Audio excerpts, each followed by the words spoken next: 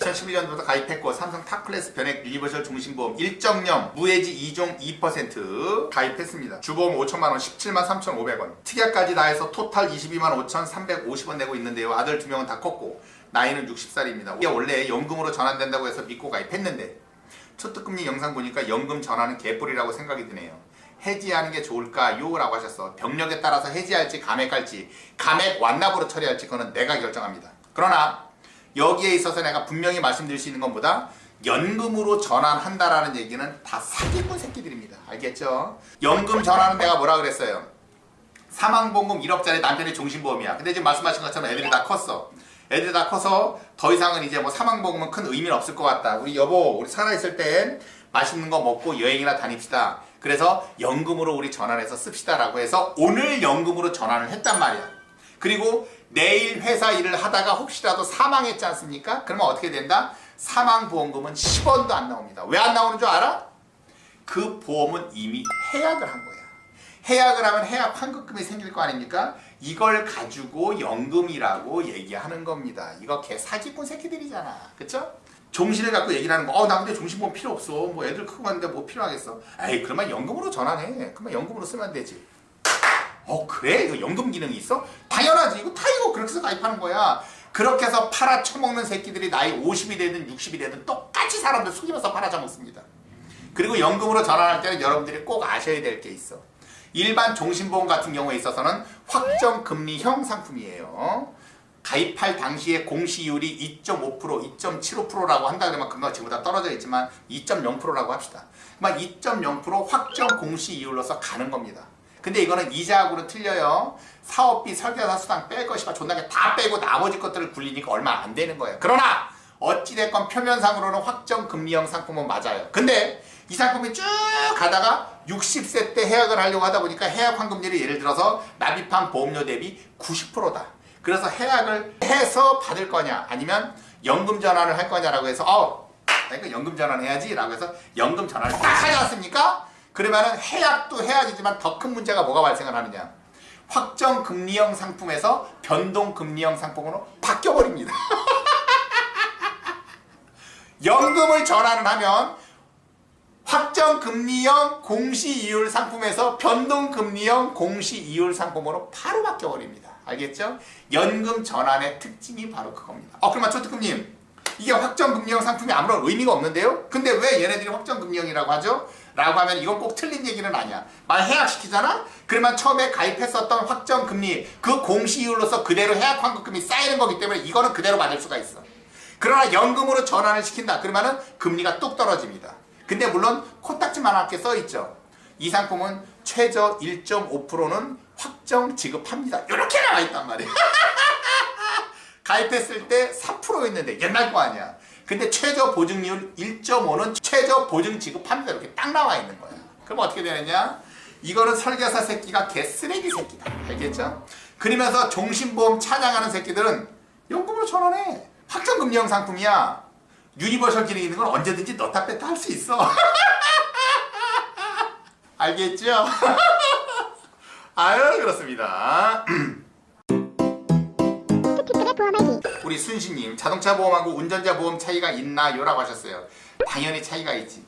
자동차 보험은 뭐다? 대인대물 자선자차. 내가 실수로 상대방의 차를 뽀겠거나 실수로 상대방을 다치게 했거나 실수로 내 차가 뽀개졌거나 실수로 내가 다쳤거나 요 네 가지를 보상하는 거예요. 대인대물 자선자차. 알겠죠? 그거를 보상하는 게 자동차 보험.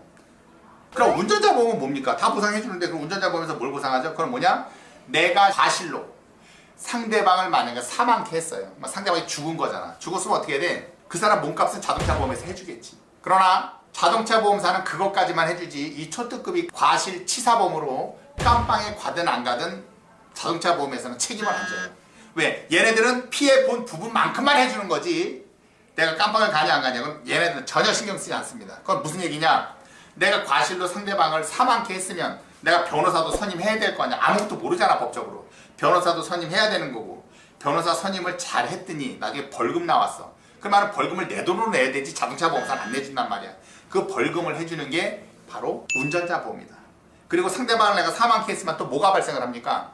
남겨진 유가족하고 합의를 봐야 된단 말이야. 제가 죄송합니다. 뭐 어떻게 실수로 어떻게 사망했습니다. 라고 하면은 합의를 봐야 되는데 합의금도 운전자에서 해주는 거예요. 아시겠죠? 그게 운전자 보험과 자동차 보험의 가장 극명한 차이입니다. 이해하셨죠? 그래서 운전자 보험은 필히 꼭 가입을 해야 된다. 그럼 사람이 죽지 않고 20주로 해서 입원했으면은요. 그거는 나중에 진단서상에 나온 주수에 따라서 금액이 차등적으로 지급됩니다. 알겠죠? 뭐 가입 금액의 뭐 10%, 뭐 20%, 30% 이렇게 주수에 따라서 나뉘어서 지급이 된다. 알겠죠? 그래서 운전자 보험은 필히 들어가야 된다. 그렇습니다. 운전자 보험은 따로 드는 게 좋은 건가요? 건강보험에 같이 넣는 게 좋은 걸까요? 건강보험 안에 특약으로 들어가면 4, 5천 원밖에 안 되기 때문에 무조건 특약으로 들어가야 되지만 유병자는 운전자 보험이 못 들어갑니다. 알겠죠? 그리고 이 무해지 상품은 운전자 보험이 못 들어가요. 무해지는 처음에 가입할 때부터 넣어야지 나중에 추가로는 안 돼. 그래서 추가로 할 때는 어떻게 된다? 80세 만기 20년 납입을 10년 납입으로 확 땡겨버립니다. 그래서 최저보험료 10,000원 맞춰버리면 되는 거예요. 알겠죠? 다 저한테 하시는 분들 다 내가 그렇게 해드려요. 그렇습니다. 60대 간병인 지원보험 메리츠를 들려는데 3년 갱신에 오메가를 처방받아 먹었다고 하니 유병자로 오름보험료로 들어줄 수 있다고 하더라고요. 맞는 건가요라고 했어요. 오메가3 이거는 이제 스쿠알랭글에서 이제 게무론 우루사와 동일시 취급하는 건데 이걸 먹게 되면 가입 거절로 뜨기 때문에 지금 유병자로 하라고 하는 건데 일단 이건 심사를 넣어야 됩니다. 그래서 일반 보험 할증으로 들어갈 수 있으면 최대한 그렇게 들어가야 된다. 근데 거절이 떨어졌으면 어쩔 수 없다. 그때는 유병자로 들어가는 한이 있어도 애초부터 이거를 유병자로 들어가다 이거는 잘못되어 있는 겁니다. 알겠죠? 우리 김주님 초특급 말 들으셔야 돼. 그렇습니다.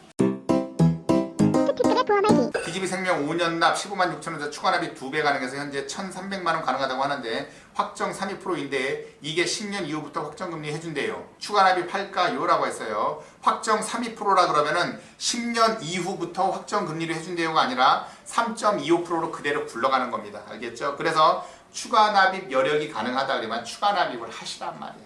알겠죠? 근데 설계사 새끼들은 어떻게 받아쳐먹는다? 그게 또 종신보험의 장점이라 그러면서 존나게 침튀겨가면서 또 얘기를 해요. 생명보험 설계사들은. 근데 걔네들 어떻게 하냐? 그거 이제 50만 원이요. 앞으로 추가 납입 100만 원 할 수 있으니까 이거 50만 원에서 가입하시면 됩니다. 근데 다른 사람들은 50이 거의 뭐 맥스기 때문에 50 이후로 추가 납입을 안 한단 말이야. 난 어떻게 판다? 50만 원 하신다고요? 15만 원에다가 추가 납입 30에서 나는 45만 원으로 팝니다. 왜?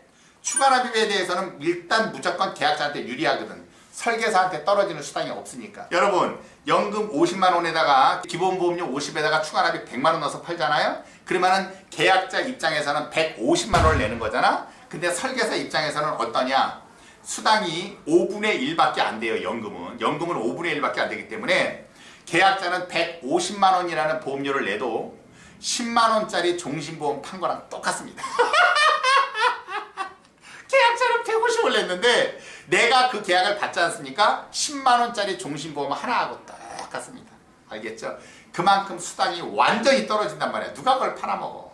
그러니까 이 새끼들은 150만 원짜리 확정금리형 종신을 판다고 맨날 그지랄 떠는 거예요. 알겠죠? 그런 새끼들은 다 오렌지라이프 연금 22세에 월 25만 원짜리 9년 5개월 납입 뺐고 올 8월 30일이 만기예요.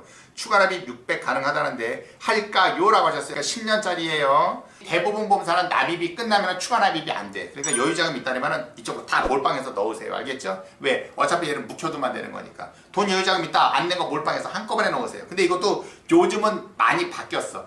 1년 안에 들어갈 수 있는 한도를 아예 정해놨어. 지금까지 납입하지 못했었던 9년 9개월치에 대해서 만약에 납입하고 싶다. 뭐 옛날에 한꺼번에 넣게 했거든요. 지금은 못 들어가게 해요. 딱 1년까지만 딱 들어가게 한단 말이에요. 그러면은 뭐 납입 완료되면 끝.